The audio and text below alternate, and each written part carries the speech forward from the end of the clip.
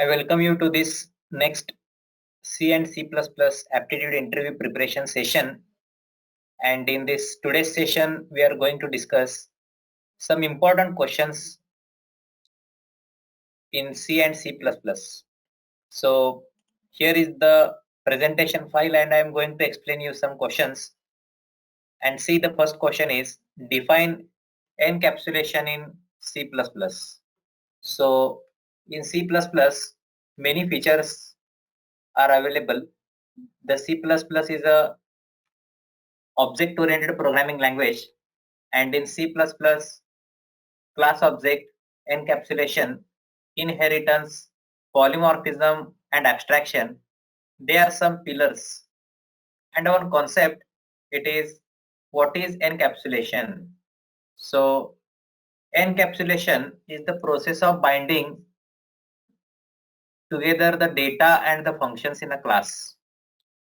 So it applies to prevent direct access to the data for security reasons. Consider a class. Let's say person is a class, and in person class, if I declare some variables like public integer, here I declare person ID, character data type, person name, float, or in integer I declare age. So they are three different variables. Some variables maybe I declare in type private. Let's say this is character PAN card number. So it is one another variable.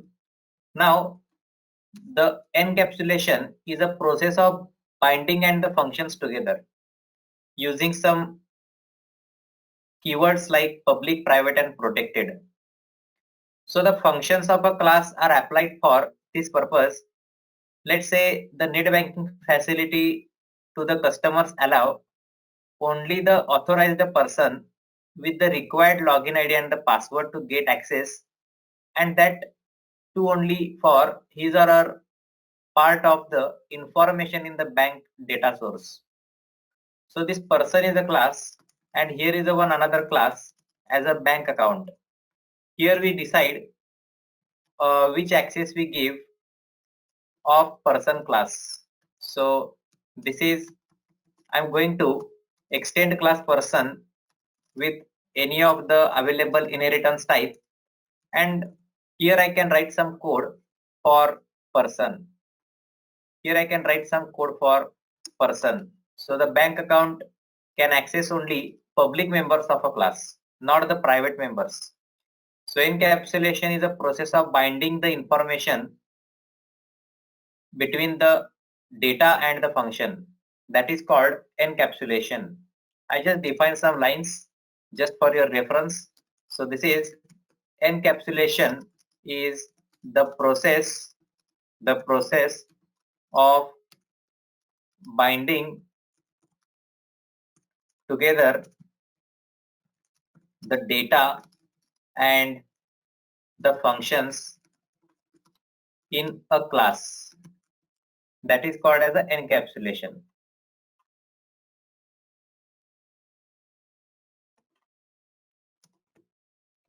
One more line I can say, it is applied to prevent direct access to the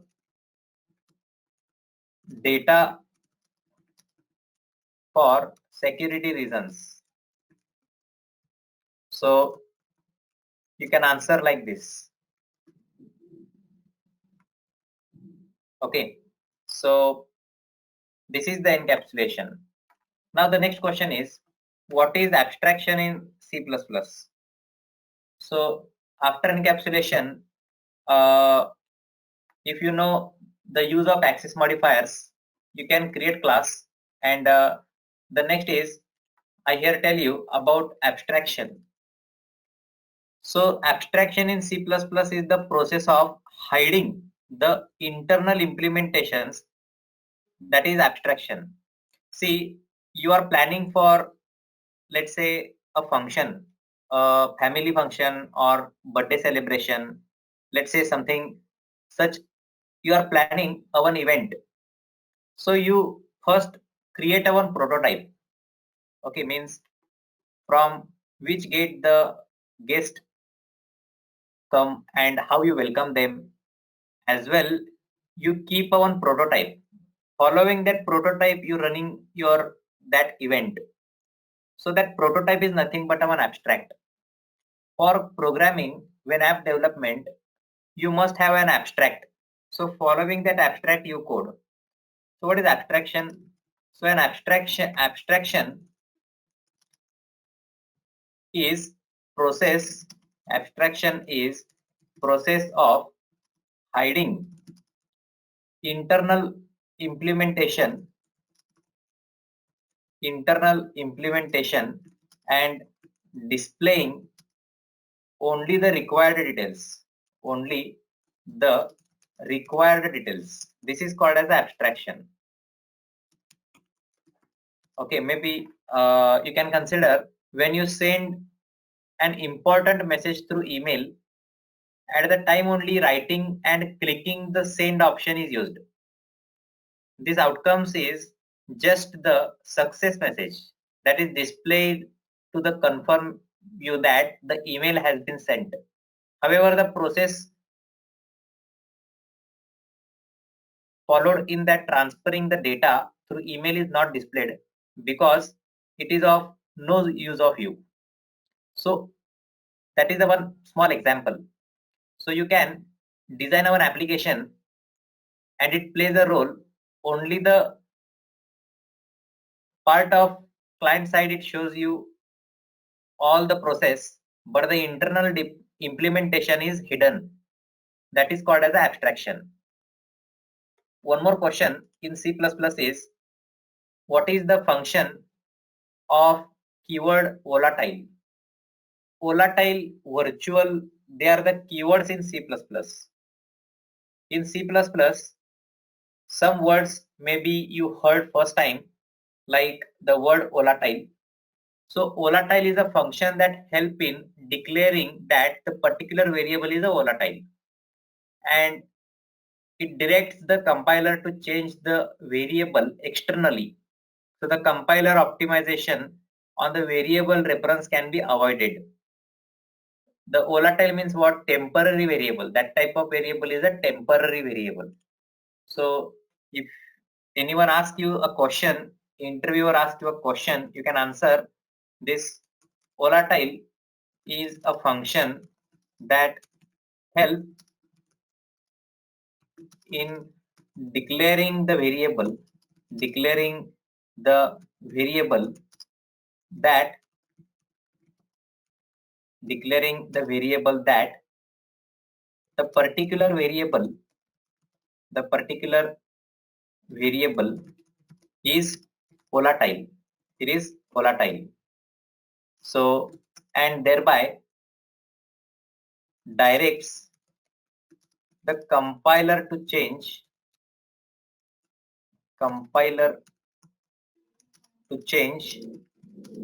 the variable externally. Okay, so this way compiler optimization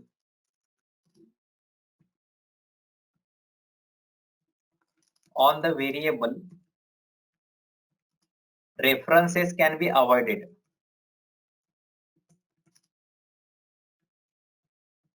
So this is volatile. I keep this in double quotes. The meaning is you can create temporary variable. Another question is the keyword this. In C++, this is a keyword, and that keyword help you to access the class variables. So how you can answer for a question the meaning of this keyword? So while creating class, you create that this pointer. Okay, some points you remember. this pointer is a constant pointer.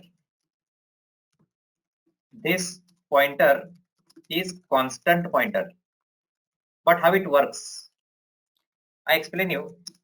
If you create a class, let's say class name is we take player is a class, okay, and this player class we declare some variables. Let's say here is a player ID, character type player name, and one another that is integer runs. So they are three different variables. So for a class I create our object player p1.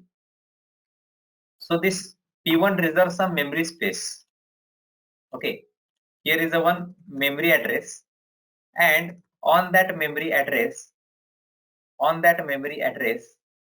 we store the data of player. This is p1, and here I can store what? Here I can store player ID, here I can store the name of player, and here I can store runs scored by player, the three details. Okay, I just label that all the fields. This is player ID, name, and the runs. Now when you create another player, see, when you create another player, player P2, again another declaration reserve another copy of a memory. So here it reserves one more separate memory. This is something memory address, and here is the object of P2. So this P2 reserve some memory space here, and here also you can store some values for that particular player. So this happens for many times. Maybe you declare one more time object of player, and it again creates another memory space, and on that memory space you can store the data of player. Okay, on that memory space you can store the data of player, and it is p3. Question is, what is meaning of this pointer? So in running state, the object is dynamically referenced by one pointer called this. So when you run this program, step by step the code get execute, and the first object is a p1. So internally one object of that same class reference the running object. How many objects you have? Total 3. So which object get execute while you run the code? The first object. So this is the one pointer variable. It reference the first object. Okay. Now the next variable is a p2. So when p1 finish the job and p2 comes in picture, p2 comes in the execution state, this pointer change the reference to the p2 object. So once the p2 done job, it again moves to the p3 object. So how you can answer what is this pointer? So this pointer is a constant pointer. This is the first point. It holds memory address of the current object. This is the another statement. It passes as a hidden argument to all the non-static members function of a class. It passes as a hidden argument to all non-static function calls. Also, it is available as local variable within the body of all non-static functions.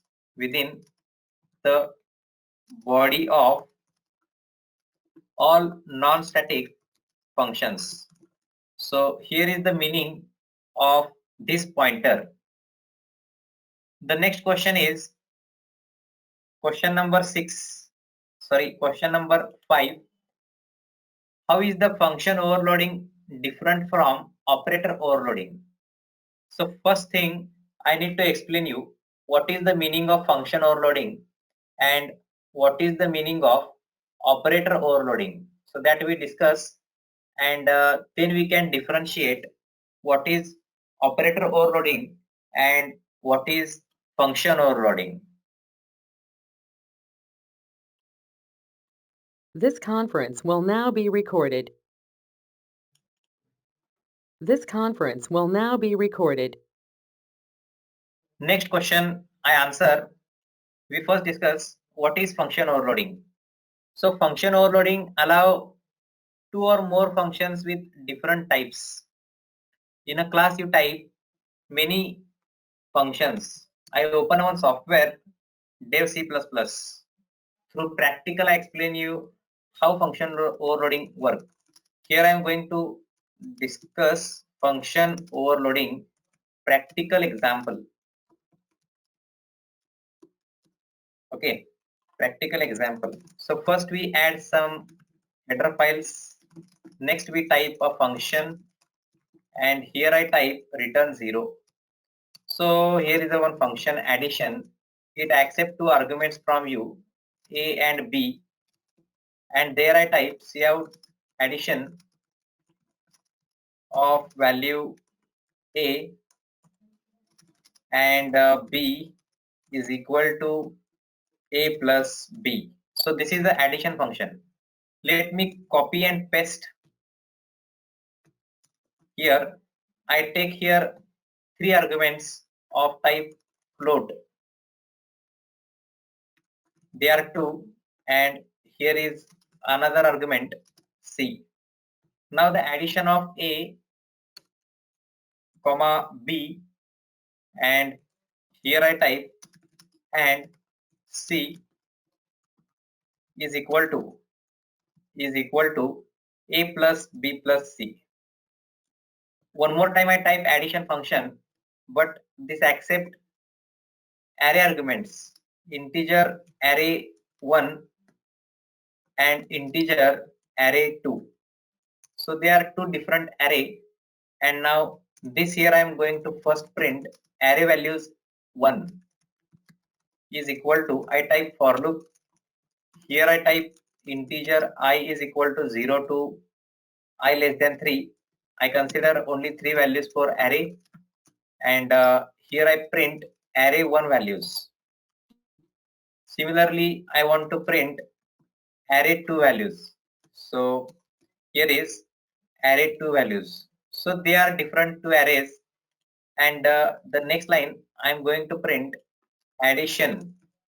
So I can type array 1 of I plus array 2 of I. So they are two different variables. I make the addition. So this example, the addition first function is A and B. Second function is ABC. Third is array 1 and array 2. They are two different array. So you can see the name of function is same. Okay, maybe I can keep return type different, but the name is same. Arguments are different. So this is called function overloading. So what if I write different function name? No problem, still it work, but it maintains the readability. You can see all the function name is same. They do the same job, even whatever the definition it may be, but they do some addition kind of job. So we can maintain the readability of a code. Okay, so I call that function addition. I can pass two integers, maybe the same function name I get, and this time I pass some float type of values, and the next is the array. So I create array of x with 3 values, and here is a y with 3 values. I just keep some small values, and if I call addition function again, I pass x and y. I save this code. So on a desktop, I create one another folder. Let's say it's C language or C and CPP day 3. In that folder, I save this code as this is question number 5. So I save this as a question number 5 dot CPP. Okay, and here I type one another line, that is I add the namespace. Save this code. Here I compile. So something is wrong here, the spellings. I compile and now I click run. You can see working fine, everything is good. The meaning of overloading is you can name function name same, arguments different. Return type also may be different. Okay, we not guarantee the return type, but the name should be same and the arguments different. That is called as a function overloading. Now, how you answer the question, how is the function overloading different from operator overloading? So, function overloading allow two or more functions with different type and number of parameters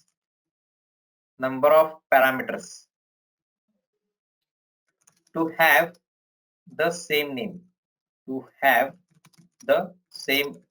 This is the function overloading. And what is operator overloading? Operator overloading, on another hand, it allow for redefining the way an operator work for user defined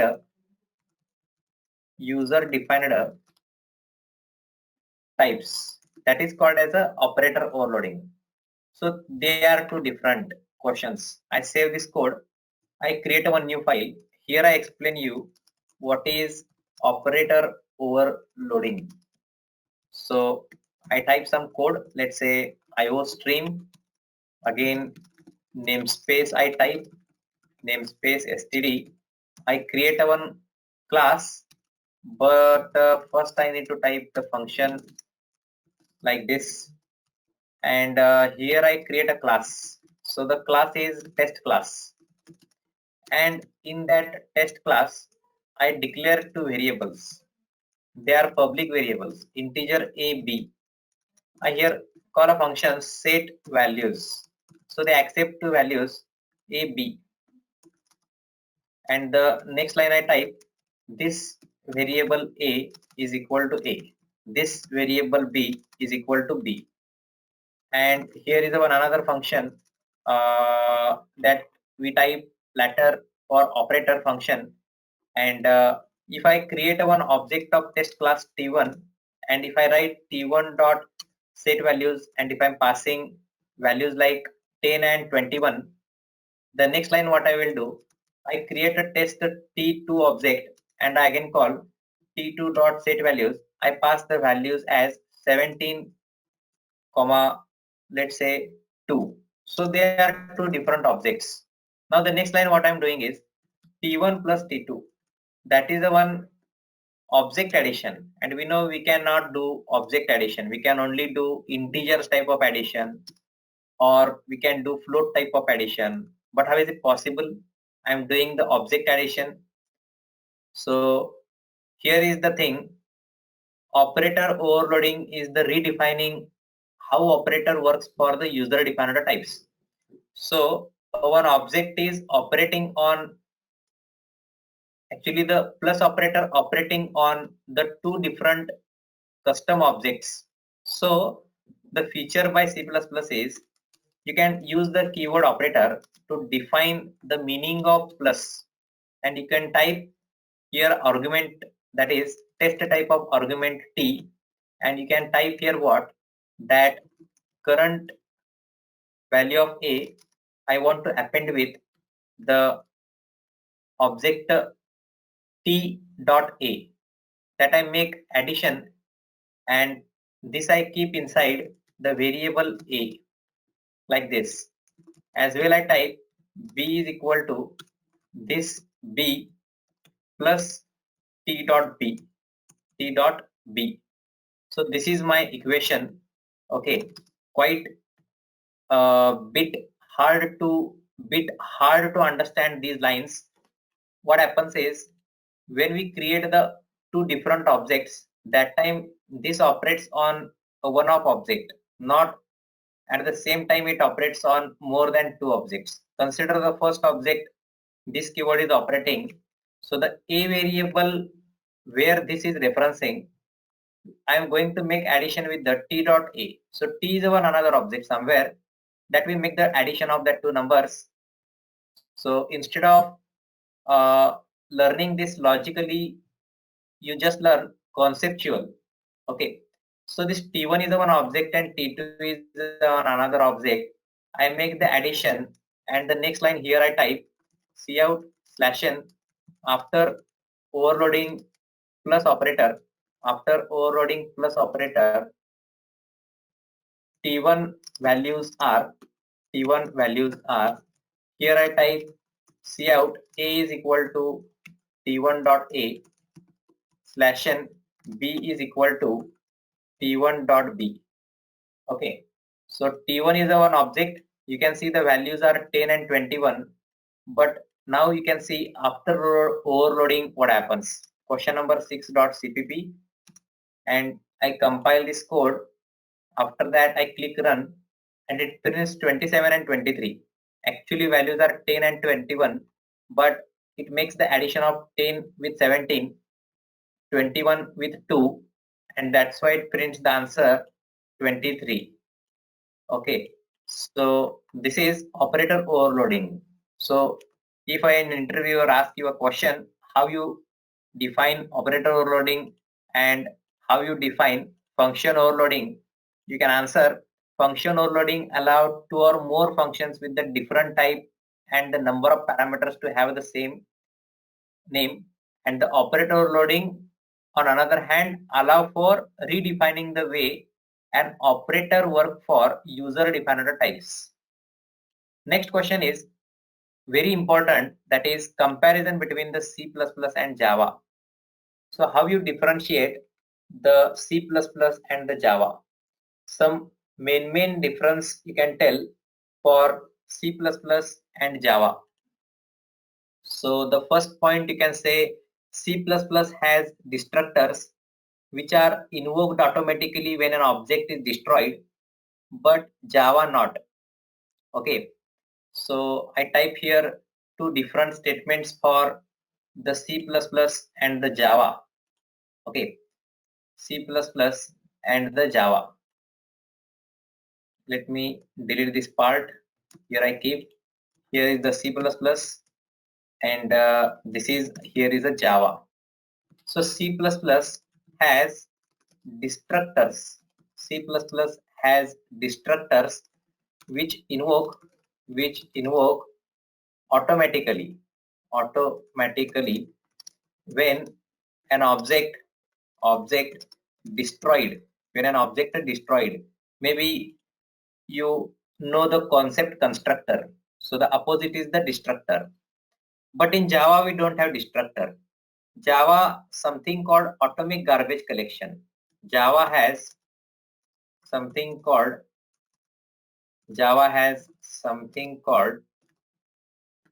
atomic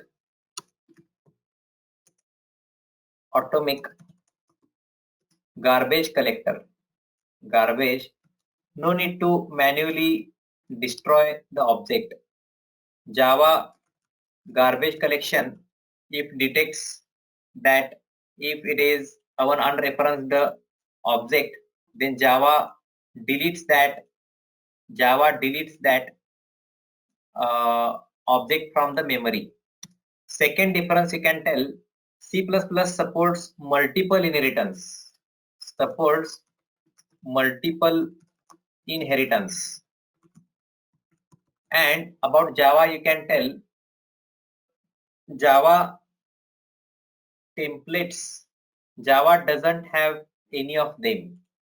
Here Java not supports, oh, sorry, it's atomic. Java not supports multiple and hybrid inheritance and hybrid inheritance. Okay, because the multiple inheritance cause ambiguity error. Maybe the next question asked is why C++ not supports multiple inheritance. So because, sorry, why Java not supports multiple inheritance? Because it causes error as a ambiguity error. That's why. One more difference is C++ run and compile using the compiler, which converts the source code into the machine level code. Okay, so it is a platform dependent. So the main point is C++ is a platform dependent. Why?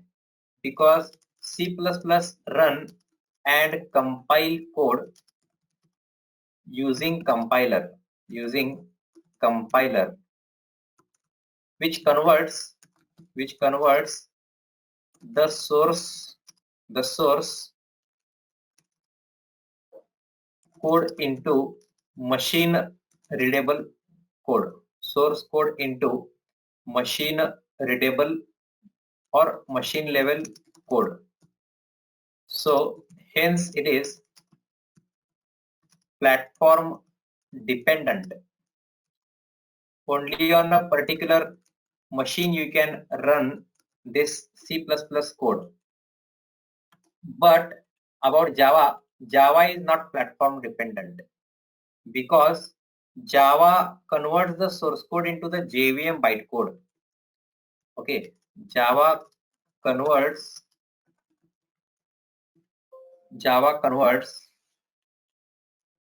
the source code into JVM stands for Java Virtual Machine, JVM bytecode. Okay, so which is platform independent.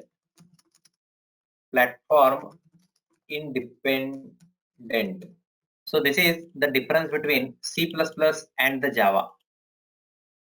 Okay, so you can answer such questions in interview.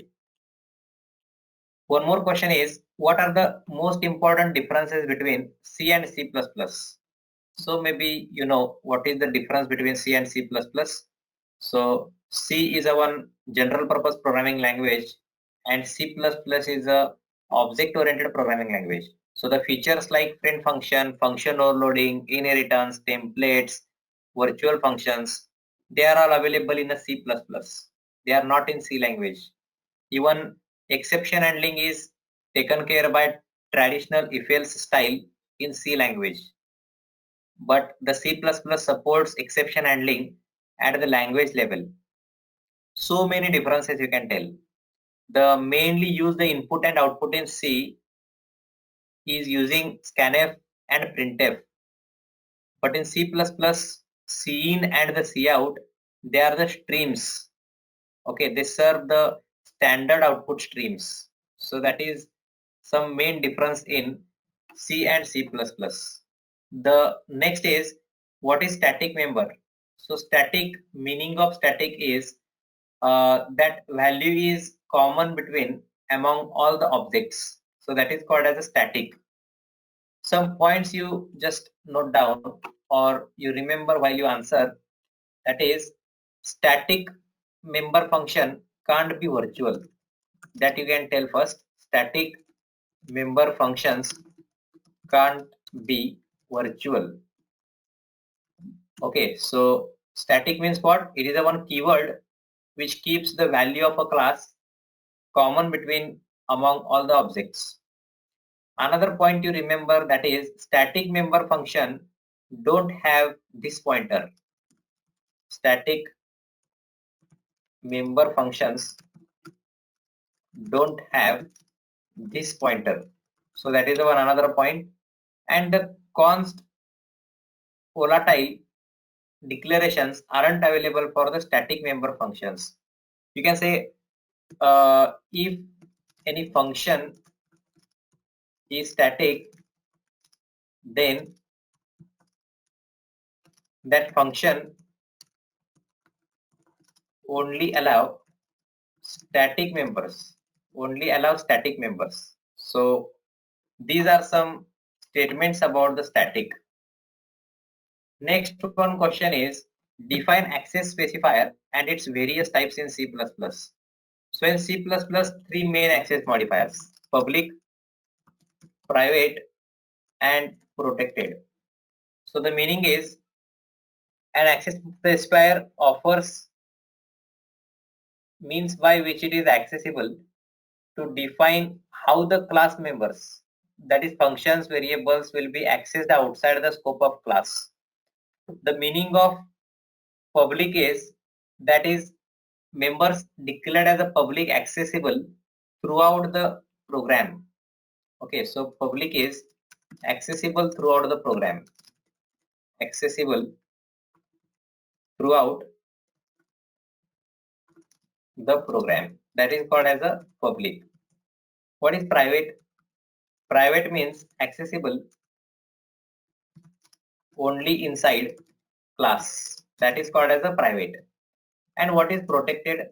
Accessible only inside class and its subclass, that is called as a protected.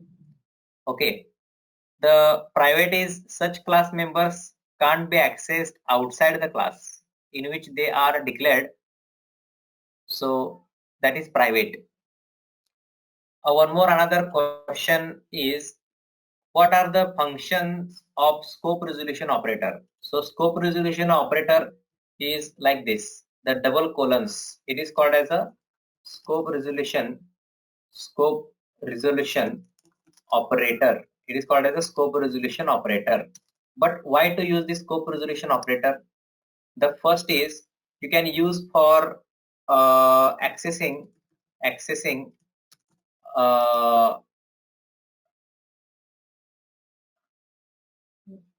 the global and local variables. Same name, global and local variables. So that is the first use. Second use is accessing static variables and functions. Accessing static variables and the functions. So that is the second use.